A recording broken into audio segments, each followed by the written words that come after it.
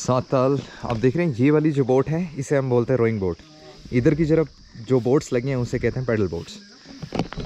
तो आप लोग सोच रहे होंगे मैं आप लोगों को क्यों बता रहा हूँ। रीज़न ये है, मैं आप लोगों को बताता हूँ इसके पीछे। मैं आज अर्ली मॉर्निंग में, टाइम हो रहा है अराउंड 7:58, सात ताल में खड़ा हूँ अभी मैं फ़िलहाल। तो आज की स्टोरी कुछ इस टाइप की है। देखो, सात ताल में कुछ चीज़ें हैं जो क्या बोलते हैं, जिसमें मैं लोगों का सपोर्ट करता हूँ, और मतलब मैंने सपोर्ट ही किया लगभग लोकल्स का। तो पहले मैं आपको बताता हूँ बिहाइंड द सीन्स स्टोरी क्या है। सीन ऐसा है, देखो कई बार इधर लोग आते हैं प्री वेडिंग वगैरह के लिए। तो उनसे क्या होता है कि यहाँ पे वैसे तो जो नॉर्मल क्या बोलते हैं आपकी रोइंग बोट है, उसका चार्ज है कितना, 350 रुपये। तो 350 लिया जाता है, ठीक है। जब कोई नॉर्मल क्लाइंट कर रहा है, टूरिस्ट आ रहा है, ठीक है, आपको घुमा दिया गया, 350 रुपये पर्ची के हिसाब से आपसे रुपये ले लिए गए। बट यहाँ पे एक दिक्कत है। दिक्कत ये कि दिक्कत भी नहीं है, चलो फिर अब वो जो रूल था वो प्री वेडिंग वालों के लिए चेंज हो गया। प्री वेडिंग वालों के लिए क्या सीन हुआ कि यहाँ पे जो पर्ची थी उसका रेट 550 कर दिया गया, सीधे 200 रुपये ज़्यादा, ठीक है। अब वो 200 रुपये ज़्यादा कर दिया गया, वो ठीक है, वो क्यों ठीक है वो मैं आपको बताता हूँ।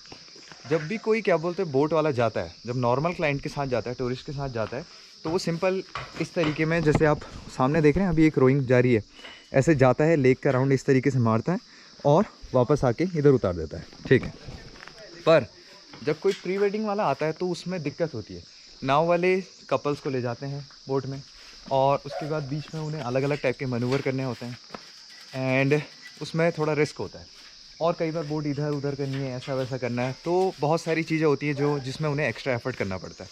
तो इस वजह से जो प्री वेडिंग का चार्ज था वो 550 कर दिया गया, ठीक है। और आज तक मेरे साथ जितने भी मेरे क्लाइंट हैं प्री वेडिंग वाले, तो मेरे साथ जितने लोग आए उनकी कभी भी यहाँ कोई बहस नहीं हुई थी प्री वेडिंग वालों की। क्योंकि कई बार ऐसा होता है जो यहाँ पे बोट वाले हैं जो 550 रुपये बोलते हैं कि प्री वेडिंग के चार्ज हैं, उनमें दिक्कत ये है ना कि वो बड़े ऐंठ में बोलते हैं कि भैया प्री वेडिंग का चार्ज 550 है। ऐंठ में बोलो तुम, पर ये तो बता दो 550 रुपये क्यों है, उन्हें बताओ तो सही आप क्यों है 550 रुपये, आप ले किस चीज़ कर रहे हो। वो लोग बताते हैं नहीं और सीधे बोलते हैं भैया 550 है, चाहिए तो लो, नहीं चाहिए तो मत लो, ठीक है। ये भी ठीक है भाई। अब हुआ क्या सीन मैं आपको बताता हूँ। कल मैं इधर आया था, मेरे कुछ क्लाइंट्स थे, एक्चुअली उनका सात ताल फॉरेस्ट रिजॉर्ट है ऊपर, तो वहाँ पे बेसिकली उन लोगों का अपना एक प्राइवेट पर्सनल शूट करना था। वो लोग आई गेस व्लॉग वगैरह बना रहे होंगे, तो उनको ड्रोन की रिक्वायरमेंट थी, ठीक है। तो कुछ शूट मैंने उनका सात ताल फॉरेस्ट रिजॉर्ट ऊपर सूर्य गाँव में किया। फिर उसके बाद कुछ जो शूट उनका पेंडिंग था वो था सात ताल में। अब सात ताल में उनको अपना पर्सनल शूट कराना था ड्रोन से, वो व्लॉग बना रहे थे बेसिकली एक तरह का। तो कुछ कायाकिंग के शॉट लेने थे, कुछ रोइंग के शॉट लेने थे जो बोट था। तो अभी क्या हुआ, कायाकिंग के शॉट मैंने ले लिए ड्रोन से। उसके बाद उनकी फैमिली जो थी वो इधर आई। तो अभी सीन क्या हुआ, दो जो क्या बोलते रोइंग बोट थी उसमें फैमिली वाले दो या चार, टोटल 6 जने चले गए थे ऑलरेडी। और जो एक रोइंग बोट थी वो थोड़े पीछे रह गई। पीछे रह गई का मतलब है उनको लेट हो गई। जो 2 बच्चे थे वो कायाकिंग करके आ रहे थे और वो यहाँ पे मैगी बनवा रहे थे, तो मैगी बनाते बनाते लेट हो गई, तो वो थोड़ा देर में निकले। अब हुआ क्या सीन, उन लोगों ने गलती से बोल दिया, या गलती से कहो या जानबूझ के, कैसे भी कह लो, कि हम वो जो ड्रोन वाली बोट्स हैं उनके साथ हैं।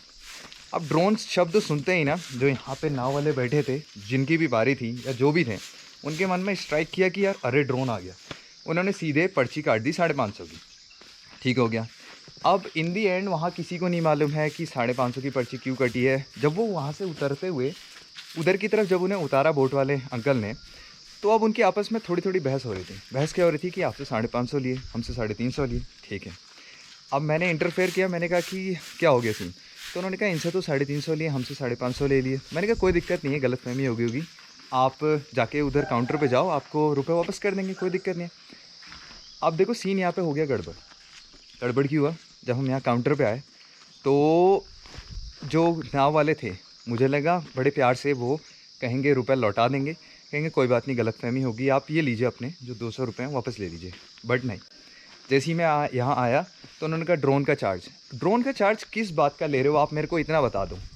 तो वो लोग कह रहे ड्रोन तो देखो वैसे भी इलीगल है। अब मैं आपको बताता हूँ, इंडिया में अभी ड्रोन के नए रूल्स आए हैं अगस्त में, तो उसके हिसाब से आप 2 किलो तक के ड्रोन बहुत आराम से बिना किसी परमिशन के उड़ा सकते हैं। ख़ासतौर पे ऐसे एरिया में जहाँ पे टूरिस्ट टैक्सेस हैं, यहाँ पे बोट्स चल रही, यहाँ पे ऐसा कुछ मुझे सीन लगता नहीं है कि आप ड्रोन नहीं उड़ा सकते। 2 किलो तक के ड्रोन के लिए आपको परमिशन की ज़रूरत नहीं है। बट सीन इतना है कि आपका जो ड्रोन है वो DGCA की वेबसाइट पर रजिस्टर होना चाहिए।